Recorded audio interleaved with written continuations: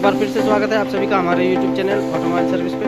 आज की इस वीडियो में हम काम करने वाले हैं ऑल्टो 800। तो ये गाड़ी फ्रंटल डैमेज है, आगे से मार खा के हमारे पास आई हुई है।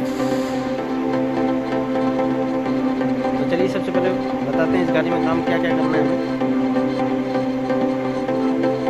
ये फ्रंट बम्पर रिपेयर होगा, चेंज नहीं होगा। ये हेडलाइट चेंज होगा, टूटा हुआ है। बोनेट रिपेयर होगा, सिर्फ बोनेट हिंग्स चेंज होगा। और ये विंडशील्ड ग्लास चेंज होगा, और फेंडर भी चेंज होगा। तो इस गाड़ी में बस इतना ही काम है। चलिए सबसे पहले इसको डिसमेंटल करना स्टार्ट।